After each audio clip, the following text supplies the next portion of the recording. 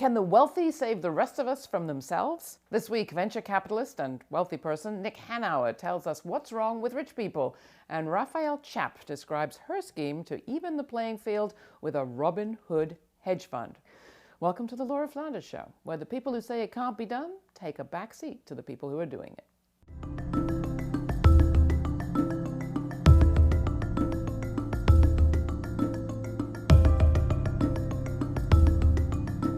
All right, folks, are you ready? We are actually allowing an investor and entrepreneur to our cameras. Hana is actually a lot more than a venture capitalist and an entrepreneur. He is somebody who is raising alarm bells everywhere from TED to Davos about the perils of inequality, not to your conscience, although that too, but to your pocketbook and to the sustainability of our world as we know it. Hana, welcome to the program. Glad to have you. Thank you. We have a lot of grassroots activists and people who are against people like you, so I want to give you a chance to talk. Defend myself. No, introduce yourself, let's put it that way. Give us a bit of background. Where'd you come from? Well, I live in Seattle, and I grew up in a family business and a bed pillow and down comforter manufacturing business, and grew up in that business. Still own and help manage that business, but starting other companies when I was very young, and am now basically I'm a technology entrepreneur and venture capitalist. And you were very genius lucky to invest in a company Yeah, that maybe some very people have lucky heard of called to Amazon. Yeah, I was very early interest in the internet, and as luck would have it, had a friend who had an early interest in the internet. His name was Jeff Bezos, and so I became the first non-family investor in that, and from that experience made a lot of money, obviously, and from that experience starting other internet companies, including a company called Aquantive, which was an internet advertising company that you may not have heard of, but we sold to Microsoft in 2007 for $6.5 billion, but dozens of others. I mean, I think I've helped with 35 companies. So fair to say you have a lot of money. I do. You could be off, I don't know, vacationing in the Bahamas. Yeah, I do that sometimes. But you don't only do that. No. You also have an organization called Civic Ventures. Yes. Tell us a bit about the campaign that you've gotten involved in over the last few years. Well, I mean, Civic Ventures is my political organization, and we try, our slogan is disruptive innovation in the civic sphere. So my business has been disruptive innovation, technology, entrepreneurship, and investment. And the same tools and strategies that you use to disrupt an existing industry work in the civic space. How so? Well, I mean, if you're clever, you can turn things upside down. And, what's important, I think, to recognize is that human prosperity is linked to innovation, right? Innovation is how we solve problems and improve living standards. But innovation always creates disruption because it creates change. So in a healthy society, the rate of civic innovation must match the rate of technological innovation. And how are we doing? In Seattle, Washington, we're doing pretty well. Around the country, we're not. And a lot of the problems that the society faces can be thought of as the gap between technological innovation, disruption, and change, and the pace at which we're adjusting to it. So give us an example. Well, I mean, the minimum wage. So if the minimum wage had tracked inflation, it would be $10. If it had tracked productivity gains, it would be $20. And what happened to the economy, for good and bad reasons, is that it became a service economy. It was a manufacturing economy with high-wage jobs. It became a service economy with low-wage jobs. And what's important for people to recognize is a barista at Starbucks who gets paid $8 an hour isn't less well-trained than an auto worker in prior years, doesn't create less value than an auto worker does. They're simply paid less because they have less bargaining power, and that's a consequence of the changes in the economy. And so we have to make adjustments for that to sustain the economy, because if people don't have any money, then who will capitalists like me sell to, right? So the implications of that are enormous, and not just with respect to minimum wages. I mean, the transformation of the economy that you're talking about, yes. What else does it affect? Well, I mean, the best way to understand what's happened is that corporate profits as a percent of GDP 30, 40 years ago were about 6% of GDP. Today, they're 12 to 13% of GDP. GDP is $17 trillion. So that's $1 trillion extra dollars in corporate profits. Wages used to be 52% of GDP, now they're 46. So $1 trillion that used to be profits, used to be wages are now profits. And that $1 trillion isn't profit because it needs to be or should be or has to be. It's profits because powerful people like me prefer it to be.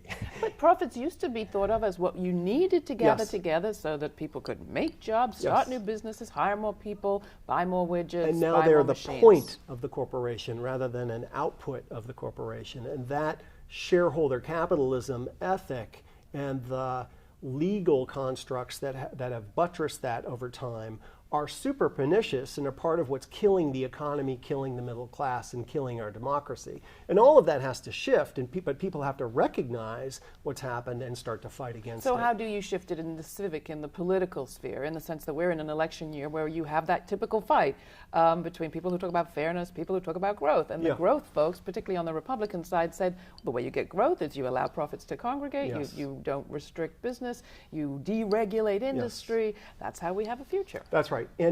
And those economic ideas, the neoclassical economic idea and the trickle-down economics policy framework that people derived from that turn out to be totally and completely wrong. Tax cuts don't lead to growth. Investments in the middle class do. So growth in a technological capitalist economy is the consequence of a feedback loop between increasing amounts of innovation and increasing amounts of demand, which means that the more people you include more robustly as consumers, workers, entrepreneurs, inventors in the economy, the better it goes. And what that means is a thriving middle class is the source of growth in a technological capitalist economy, not an effect of it, not a consequence of it. Which means that raising the minimum wage isn't bad for capitalism, even though it may inconvenience a few capitalists in particular, it's indispensable to capitalism. A thriving middle class is the source of growth in a technological capitalist economy, not a consequence of it. And once you see it that way, now you realize that a lot of our policies are upside down, right? I mean, the most pernicious thing about trickle-down economics is not the belief that if the rich get richer, that will be good for the economy. The most pernicious thing is believing, as so many people do, that if the poor get richer, that will be bad for the economy, which is literally what the Republicans are claiming, that we should eliminate the minimum wage and somehow this will be good for everybody.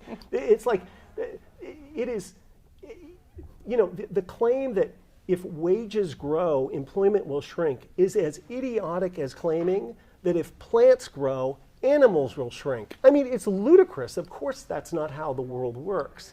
And yet, those ideas have been accepted by politicians and a lot of neoclassical economists. So let's talk about another aspect of change that you've alluded to, and you say that, for the good of the whole, a few individuals might need to take a hit right now. Our economy is also very based on the idea that the individual is the engine of ingenuity, innovation, etc. And yet you're suggesting we need to think about, well, it's about shifting from a me voice to a we voice. Yeah. How do we do that? No, I mean, I think both things can be true. So on the one hand, we need people to be super inventive, super aggressive, super risk-taking, all that stuff. I mean, innovation really is the source of how we solve problems and increase living standards. But in the absence of demand, there is no innovation, right? You can't, it's the sound of one hand clapping. If you have no one to make things for, then you actually don't have innovation, which is why wages are so essential to innovators. And the truth is that if in the near term some giant corporations make a little bit less percentage of profits, over the long term, in aggregate, we'll all make more money, including them, as the size of the economy increases, right? If low wages equaled prosperity, then the lowest wage places on earth would be the most prosperous, but they're not. The highest wage places are. Why? Because that's the target rich opportunity. That's where, Apple Computer was started here because here is where the most people are to sell to, right? That's how you can build the scale to build these products. And what about your take on the market and how it functions? Is it magic? Does it work efficiently? So market economies aren't efficient at all. That's a misnomer.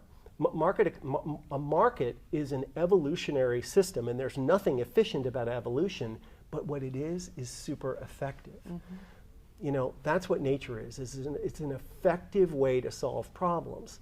And a dynamic market economy is mostly an economy of failure with these amazing things that pop out, work, and multiply, right? Apple Computer is an example of a thing that succeeded and flourished. That diversity doesn't hinder growth, it supercharges it, because the more people who approach problems differently simultaneously, the faster it is that you get on top of those problems. And so the promise of market economies, if they're well managed, if we deliberately and purposefully include people with wages, education, infrastructure, it provides opportunity for everybody to live up to their potential. And you'll have some inequality in something like that, but not radical and raging inequality. So what place is there in all of that for planning? What do you see as? So I don't think that there's any place in a market economy for planning, but I do think there's a place in it for goals. So for instance, you can say to yourself, so it probably makes no sense to say our plan is to make that company or that industry the answer to the alternative energy challenge that we face. But it makes a huge amount of sense to say, we have to find a way to transition from oil to alternatives. Here's $1 zillion in incentives for every kind of alternative idea we can find to explore the possibilities and see what works. So you don't want to choose winners, but you have to choose games. That's strategy. You've painted in some of your speeches a fairly bleak scenario of what might happen if we continue on the current course. Yes. Do you still feel that bleak, and what's that scenario? The thing about revolutions is that they come slowly and then suddenly, right? And so in 1980, the top 1% of Americans shared about 8% of income, and the bottom 50% of Americans shared about 18% of income. Today, the top 1% of Americans share about 22, 23, 24% of income. The bottom 50% of Americans now share about 12 or 11. So 300% increase, 50% decrease. At current course and speed, if you simply just assume that it will continue on that path in another 30 years, the top 1% of Americans will share about 35, 40% of income, and the bottom about 5 or 6. And it is impossible, I think it's just unrealistic to expect that will unfold and not result in riots and revolution. I just don't think the 95% of Americans who will be savaged by that trend are going to be like, oh, it's fine, don't worry about it. I think they will go crazy. And look, the Republican primary is a sign of how crazy people are already becoming. And I think that eventuality will be horrible for everybody, but particularly for people like me, because people are going to be angry and they're going to look to blame people, and that is just something that we want to avoid. Nick, thank you so much. Great to have you. Super nice to really be here. Thank you. Talk with you.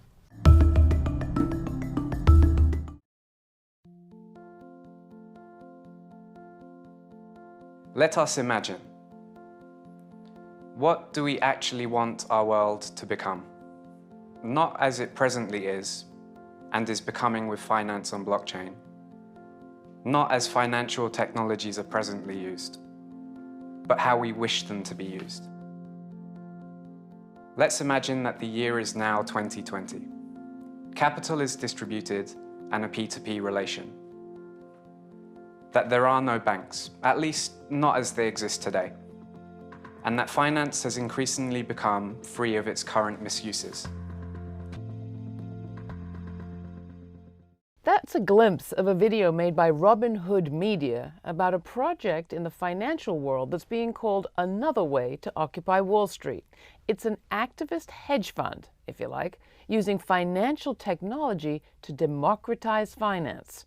Raphaele Chappe, a former VP of tax law at Goldman Sachs, is now the co-founder of a suite of investment tools under this Robin Hood banner. Could finance capital really be used to redistribute power and resources and not just to amass private wealth? Perhaps. Raphaele, tell us a little bit about what we just saw. There's a London office of this Robin Hood operation. What are we looking at? We have an algorithm, we call it the parasite, and what it does is it replicates the investments of what we consider to be insiders on Wall Street. So we form a portfolio that replicates those investments, and so far we've gotten great returns. I think last year was 40% return, which made it the second hedge fund in the world. But of course, it's a little bit of impertinence. We're trying to hack it, derail it.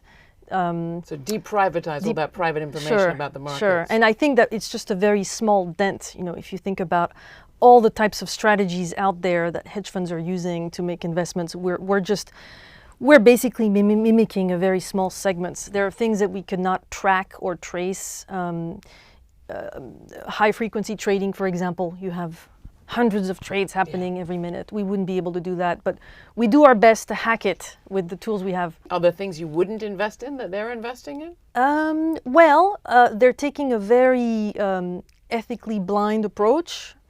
If a company that manufactures weapons is a good investment, we invest in it. I might have my own reservations, but other than that, sure. So replicate the budget, replicate the patent, the investments, generate some profits and returns for your members, but then do some different things with them.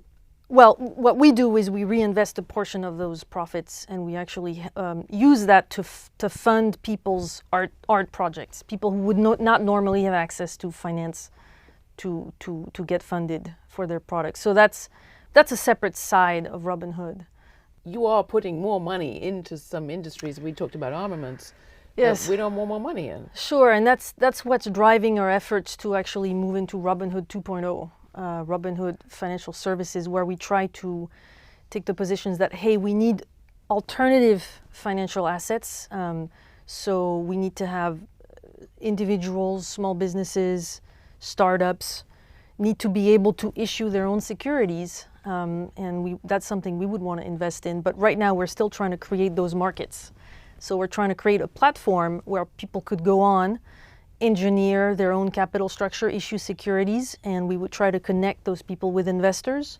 Of course, we have to work around issues of transparency, how to build trust.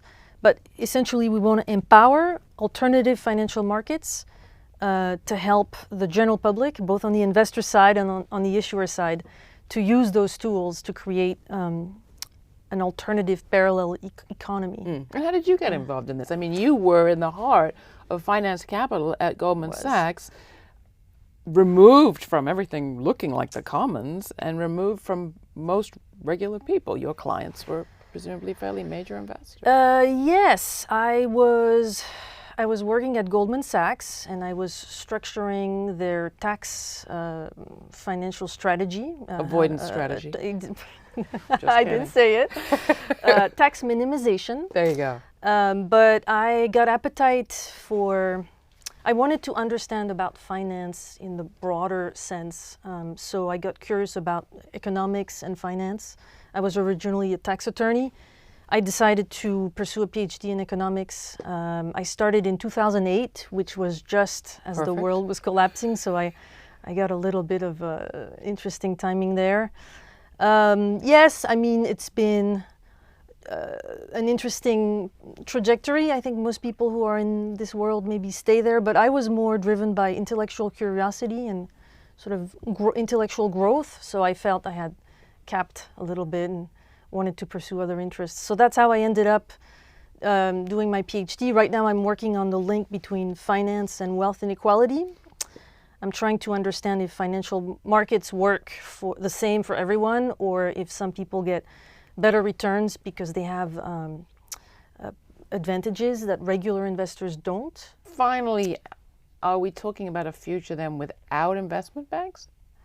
Potentially, or a future where instead of having just a few major investment banks, you might have a more decentralized network of underwriters, because there's still a role to play for investment banks. The issue of building trust, due diligence, reducing the risk of frauds.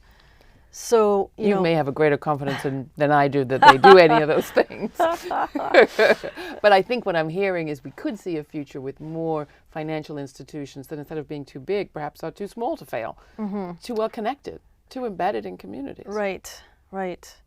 It's an interesting point. The technology is there now that financial assets could be traded, and they could be traded on open source platforms. So potentially we no longer need a stock market or a clearing house of some sort. But there are still issues, of course, having to do with concentration of these new markets. At the beginning, the internet was very decentralized, and now it's very concentrated. So the same thing might happen.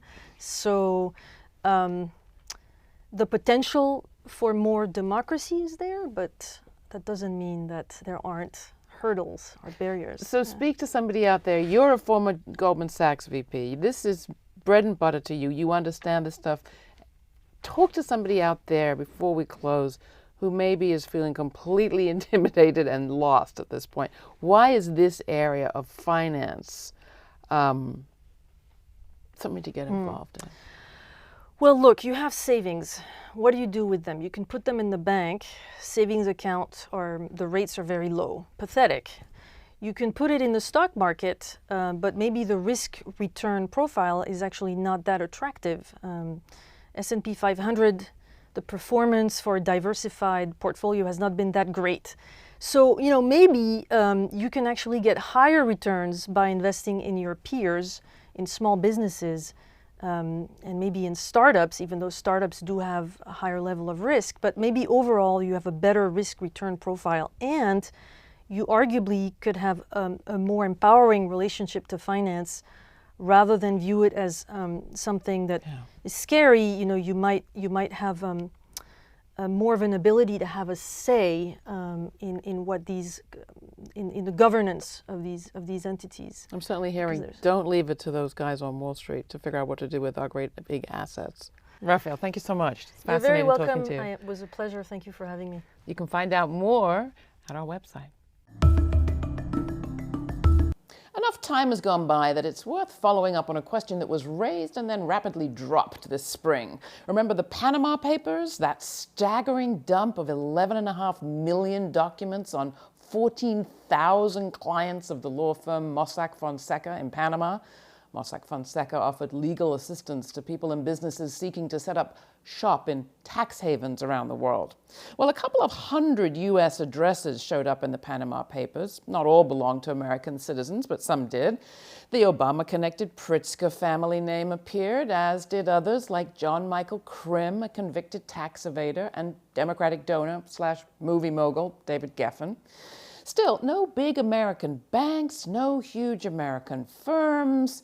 As a result, no crowds massed demanding resignations, and unlike in Iceland, no political heads rolled, but maybe they should have. Why so few Americans? Well, part of the explanation is probably media bias. You should never discount the deference in our media for those with money and influence, or the disdain they have for reporting that's done mostly elsewhere. But the most important part of the answer is Americans don't need Fonseca. Plenty of U.S. law firms manage offshore assets right here. They don't need to go to Panama because they can find those firms in the U.S.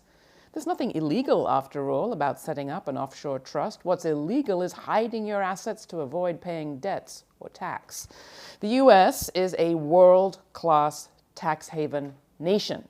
Because American laws on corporate structures are so flexible, the tax breaks we offer corporations are so big, and the tax we charge on capital gains is so extra especially low. The fact is, it is harder to find a more attractive place to make a lot of money than right here. And states like Nevada and Delaware offer virtual anonymity for corporate clients. Who needs Panama when we have the home state of Joe Biden? Come to think of it, maybe that's why we've heard the White House say so little about Fonseca. Scandal? What scandal? Finding legal ways to dodge your debts to the nation is the good old American way of doing business. And tell me what you think. Write to me, Laura, L-A-U-R-A, at lauraflanders.com.